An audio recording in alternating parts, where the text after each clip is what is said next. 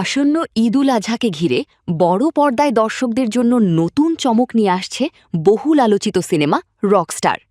ইতোমধ্যেই বাংলাদেশ চলচ্চিত্র certification board থেকে সর্বসাধারণের জন্য প্রদর্শনের অনুমতি বা ইউ সার্টিফিকেট পেয়েছে সিনেমাটি। এই তথ্য সামাজিক যোগাযোগ মাধ্যমে নিশ্চিত করেছেন সিনেমাটির পরিচালক আজমান রুশো। সান মোশন পিকচার্স লিমিটেড প্রযোজিত এই সিনেমাটি মুক্তির আগেই দর্শকদের মধ্যে ব্যাপক আলোচনার জন্ম দিয়েছে। ঈদে প্রেক্ষাগৃহ মাতাতে প্রস্তুত ঢাকাই সিনেমার শীর্ষনায়ক শাকিব খান। সিনেমার মুক্তির সময় যত ঘনিয়ে আসছে, দর্শক এবং ভক্তদের আগ্রহ তত বাড়ছে। জানা গেছে, রকস্টার শুধু একটি প্রেমের গল্প নয়, বরং একজন রকস্টারের জীবনের উত্থান পতন, তারকা খ্যাতির চাপ, ব্যক্তিগত সংগ্রাম এবং মানসিক দ্বন্দ্বের গল্প উঠে আসবে এই সিনেমায়।